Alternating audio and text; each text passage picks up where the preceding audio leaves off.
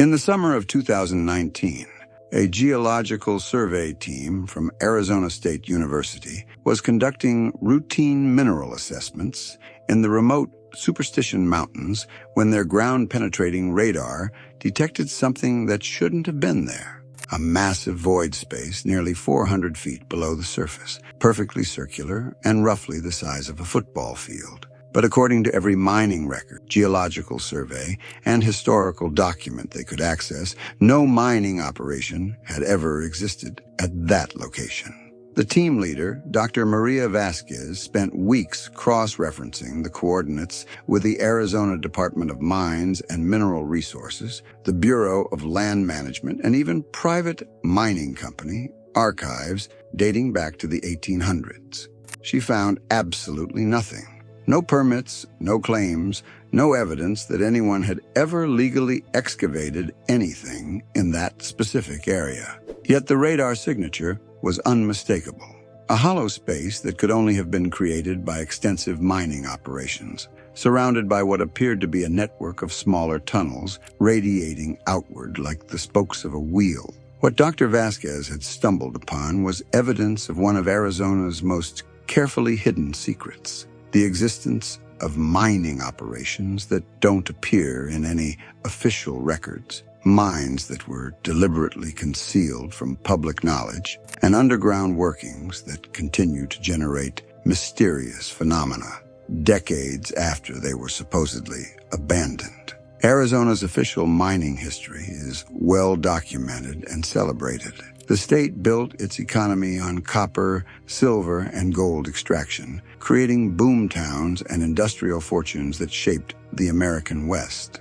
Tourists visit restored mining towns like Tombstone and Bisbee, exploring sanitized versions of the Wild West mining experience. But beneath this familiar narrative lies a darker reality. Hidden throughout Arizona's deserts and mountains are mines that operated outside legal frameworks, extracted materials that weren't supposed to exist, and were abandoned under circumstances that the government and mining companies have spent decades trying to hide. You're watching Undiscovered America, and today we're descending into the hidden underground world of Arizona, where abandoned mines conceal stories of government cover-ups, unexplained disappearances, and phenomena that challenge everything we think we know about what was really extracted from beneath the desert floor. From military mining operations that officially never existed, to uranium extractions that were classified for national security reasons, these 7 forgotten mines represent a shadow mining industry that operated parallel to Arizona's documented history and left behind underground spaces where something still seems to be very, very wrong. Number 7, the Phantom Copper Mine. The Phantom Copper Mine near Globe was one of Arizona's most productive copper operations from 1952 to 1967, employing over 300 workers and extracting millions of tons of ore. But according to official state records, it never existed at all. Local residents remember the mine clearly. Families in Globe recall fathers and brothers working at the Phantom, bringing home paychecks from Arizona Extraction Industries, a company that maintained offices in downtown Globe and operated buses that transported workers to the mine site every morning. But in 1967, something happened that changed everything. Workers arriving for their morning shift found the mine entrance sealed with concrete and steel barriers. Company representatives told them the operation was being temporarily suspended for safety upgrades, but the workers were immediately laid off and told to seek employment elsewhere. What makes the Phantom Mine truly mysterious is what happened to the official records. Within months of the mine's closure, all documentation related to Arizona Extraction Industries disappeared from state files. Business licenses were revoked retroactively, mining permits were withdrawn, and even the company's bank accounts were closed as if they had never existed. Former workers who tried to file unemployment claims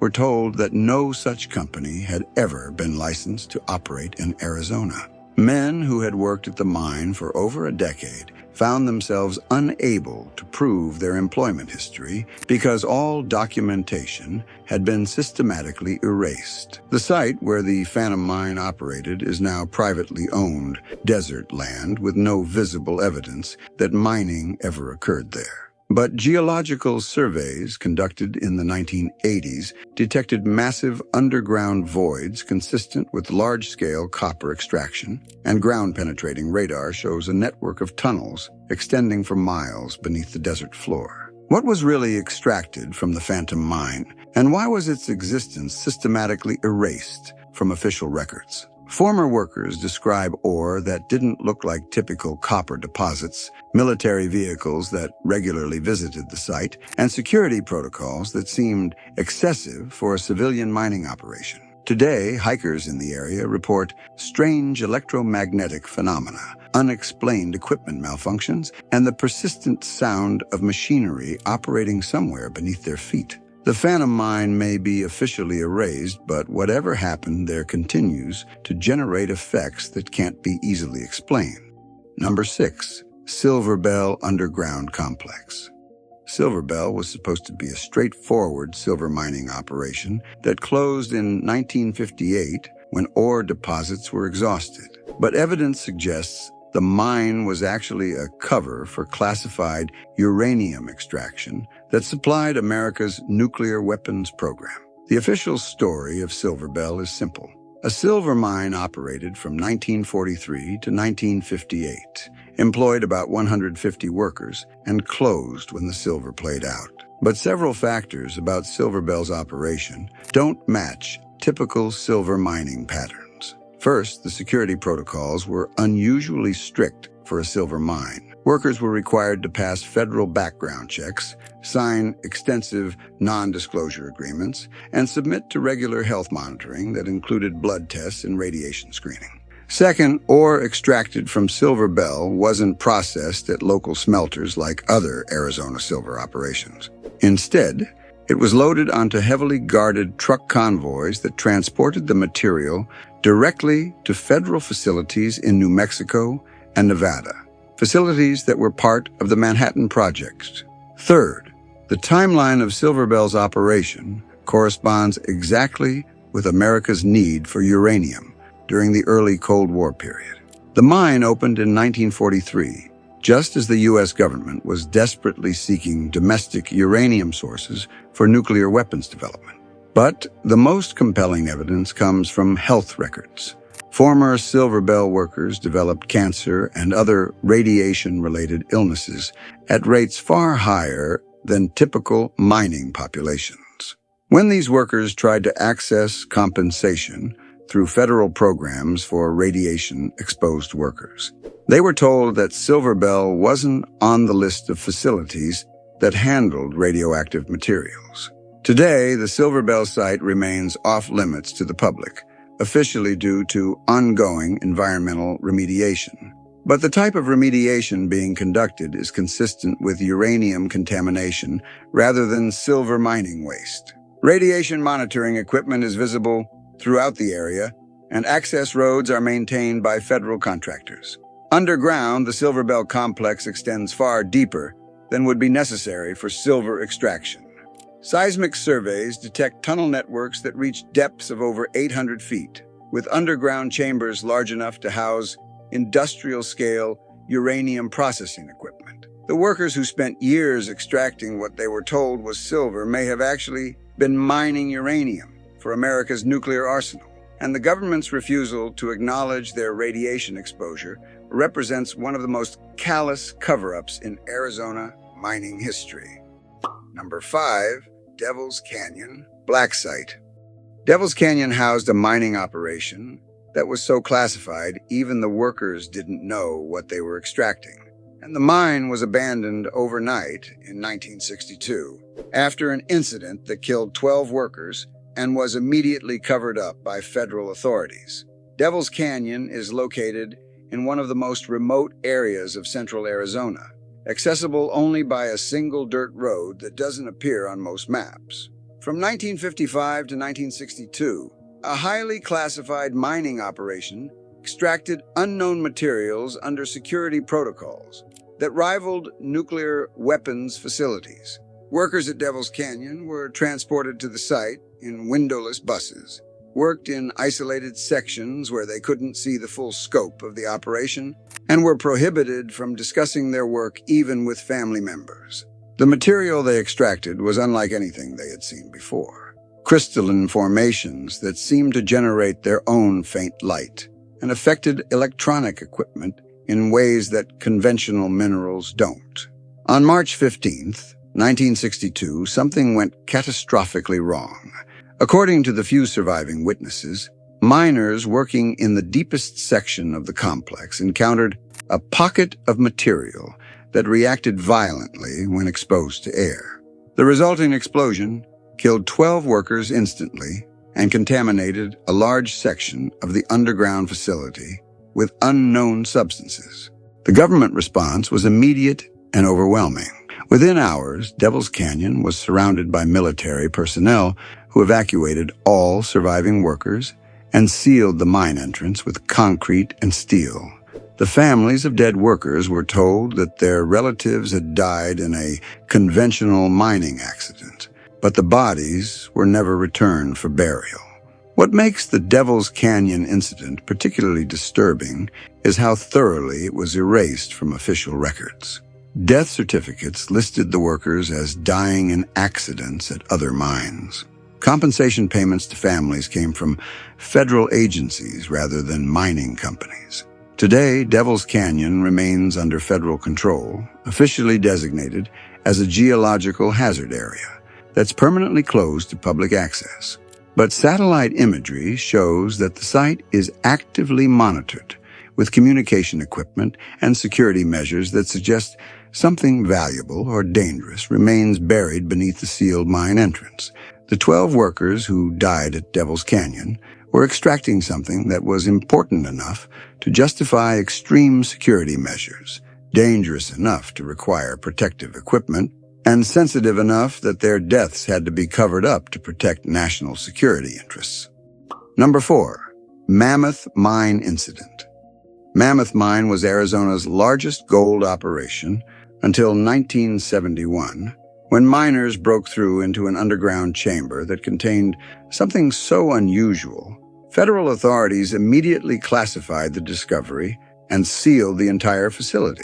Mammoth Mine had operated successfully for over 60 years, producing millions of dollars in gold and employing hundreds of workers. The operation was considered one of Arizona's most stable mining enterprises, with well-established extraction methods and routine safety protocols. But on August the 23rd, 1971, miners working in the deepest section of the complex accidentally broke through into a natural underground chamber that had been sealed for thousands of years. What they found in that chamber has remained classified for over 50 years, but the government response suggests it was far more significant than a simple geological curiosity. Within hours of the discovery, federal agents arrived at Mammoth Mine and ordered all workers to evacuate immediately. The mine was declared a national security site, and military personnel established a security perimeter around the facility. Workers were debriefed individually and required to sign new non-disclosure agreements that carried criminal penalties for violation. The official explanation was that the underground chamber contained unstable geological formations that made continued mining too dangerous. But former workers describe a discovery that had nothing to do with conventional geology. Artifacts that appeared to be artificially constructed, materials that didn't match any known minerals, and evidence of previous excavation by unknown parties. Today, the former Mammoth Mine site is surrounded by high-security fencing and monitored by electronic surveillance systems. The official designation is Federal Research Facility, but no agency acknowledges conducting research there, and no scientific publications have ever described work done at the location. What was discovered in that underground chamber at Mammoth Mine was significant enough to justify shutting down one of Arizona's most profitable mining operations and maintaining security around the site for over 50 years. The discovery was clearly valuable enough to protect, dangerous enough to classify, and unusual enough that conventional mining operations had to be terminated immediately. Number 3. Lost Dutchman's military connection. The famous Lost Dutchman's mine in the Superstition Mountains isn't actually lost. It's been under military control since 1943, used for classified mineral extraction that's so sensitive the government maintains the Lost Mine legend to discourage public interest. The Lost Dutchman's mine is one of Arizona's most famous legends, supposedly containing vast gold deposits that have never been relocated despite decades of searching. Treasure hunters, prospectors, and adventurers have spent millions of dollars and risked their lives seeking the mine's location, but the search always comes up empty. But declassified military documents suggest a different explanation. The Lost Dutchman's mine was found decades ago and has been under federal control since World War II. What makes this mine valuable isn't gold. It's rare earth minerals that are essential for advanced military technologies. In 1943, Manhattan Project geologists identified mineral deposits in the Superstition Mountains that contain materials needed for nuclear weapons development.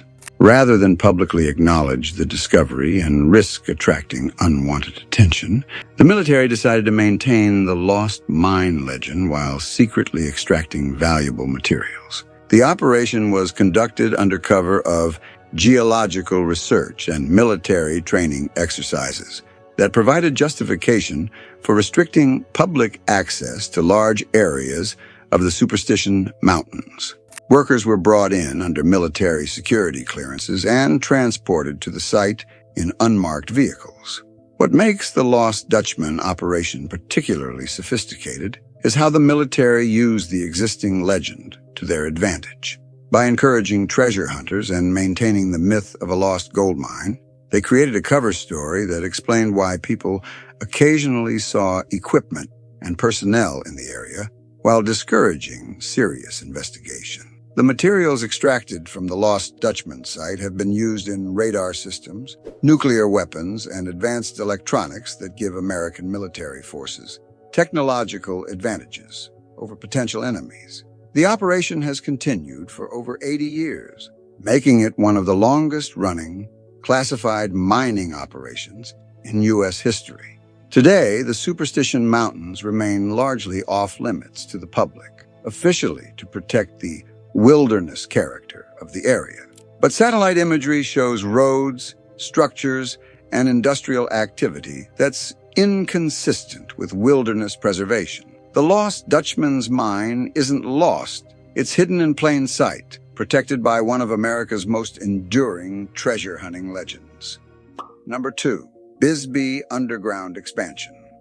Bisbee's famous copper mines officially closed in the 1970s, but underground excavation has continued under federal contract, creating a subterranean complex that may be the largest classified facility in the American Southwest. Bisbee is known as one of Arizona's most successful mining towns, with well-documented copper operations that made it one of the wealthiest communities in the early American West. The Copper Queen mine and other operations extracted millions of tons of copper ore before closing in the 1970s when foreign competition made domestic copper mining economically unviable. But while the civilian copper mining operations ended, underground excavation at Bisbee actually expanded under federal contracts that have never been publicly acknowledged.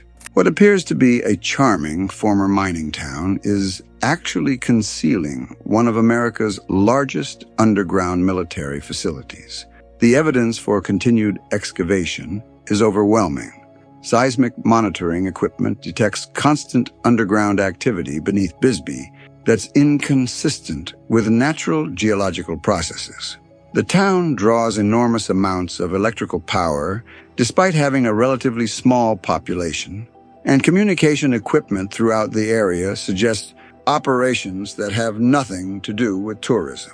Construction contractors working in Bisbee report finding elevator systems that descend far below the levels that appear on any historical mining maps. These elevators require security clearances to operate and provide access to underground areas that are clearly active but officially don't exist. The underground complex beneath Bisbee appears to include command and control facilities, research laboratories, and storage areas capable of housing massive amounts of equipment and supplies. The facility is designed to operate independently of civilian infrastructure, with its own power generation, water supply, and communication systems. What makes the Bisbee facility particularly significant is its strategic location near the Mexican border. The underground complex provides an ideal base for intelligence operations, border surveillance, and other activities that require both security and proximity to international boundaries. The transformation of Bisbee from a copper mining town into a classified military facility represents one of the most sophisticated repurposing operations in American history. Tourists visiting Bisbee's historical attractions have no idea that they're walking above one of the most important strategic facilities in the continental United States. Number 1. The Yuma Extraction Site. The Yuma Extraction Site operated from 1954 to 1987 as a classified mining operation that extracted materials for nuclear weapons production. But the site was hastily abandoned after an incident that contaminated a large area with radioactive materials that remain dangerous today. Located in the remote desert near Yuma, this facility was one of the most important uranium extraction operations in the American Southwest during the height of the Cold War. But unlike other uranium mines that operated under civilian cover, the Yuma site was a fully militarized operation from the beginning, with security protocols that rivaled nuclear weapons production facilities. The Yuma operation extracted uranium ore that was processed on-site using techniques that generated far more radioactive waste than conventional mining methods. Workers were military personnel rather than civilian miners, and the entire operation was conducted under security classifications that prevented any public acknowledgement of the facility's existence. For over 30 years, the Yuma site produced uranium that was essential for America's nuclear weapons program. The operation expanded during periods of international tension and was considered so strategically important that it continued operating even when cheaper uranium became available from other sources. But on November 12, 1987, something went catastrophically wrong. According to leaked incident reports, an underground storage area containing processed uranium materials collapsed, creating a massive contamination event that spread radioactive materials throughout the facility and into the surrounding desert. The military response was immediate but inadequate. The facility was evacuated, but the contamination was too extensive to contain effectively. Instead of attempting comprehensive cleanup, military authorities made a decision that has had consequences lasting to this day. They sealed the underground areas and classified the entire incident. The Yuma site was officially decommissioned in 1987, but the decommissioning process consisted mainly of covering contaminated areas with soil and restricting public access. No comprehensive cleanup was attempted, and the radioactive materials that caused the original contamination remained buried beneath a few feet of desert sand. Today, the former Yuma Extraction Site is officially designated as federal research land that's permanently closed to public access. But radiation monitoring equipment throughout the area suggests that contamination levels remain dangerously high more than 30 years after the site was abandoned. Environmental monitoring data obtained through Freedom of Information Act requests shows that groundwater in the area contains radioactive materials at levels that exceed federal safety standards by orders of magnitude. The contamination plume extends for miles beyond the original facility boundaries and continues to spread through underground water system. The most disturbing aspect of the Yuma contamination is that local communities were never warned about the environmental hazard created by the facility's hasty abandonment. Families living in the area continue to drink groundwater and grow food in soil that may be contaminated with radioactive materials from the abandoned extraction site. So what do these 7 hidden mines tell us about Arizona's secret mining history and about the costs of operations that were considered too sensitive for public oversight? First, there's the realization that much of Arizona's mining history has been deliberately concealed from public knowledge. These operations extracted materials that were essential for national defense, advanced technology, and strategic military capabilities, but they operated outside the legal and environmental frameworks that governed civilian mining operations. Second, there's the human cost of classified mining operations. Workers were exposed to dangerous materials without understanding the risks. Families were displaced for national security reasons, and entire communities continue to live with environmental contamination that was created by operations they were never told about. Third, there's the question of what these facilities were really extracting. The security protocols, the classified processing methods, and the extreme measures taken to conceal these operations all suggest that the materials being mined were far more valuable and sensitive than conventional mineral extraction. But perhaps most importantly, these hidden mines remind us that the landscape we see today might be concealing operations that continue to have consequences decades after they were abandoned. The underground spaces, the environmental contamination, and the classified activities that took place beneath Arizona's desert floor have created legacies that will persist long after the original purposes for these operations have been forgotten. The next time you drive through Arizona's mining country, remember that the abandoned mines and historical markers you see represent only the operations that the government and mining companies were willing to acknowledge. Hidden beneath the familiar landscape of the American West are mines that extracted materials for purposes you'll never know about, using methods that left behind contamination you'll never be warned about, conducted by workers whose sacrifices you'll never hear about. These 7 haunted mines aren't just historical curiosities. They're reminders that some of America's most important strategic operations have been deliberately hidden from the public, and that the true costs of national security are often paid by people who never know what they're really paying for.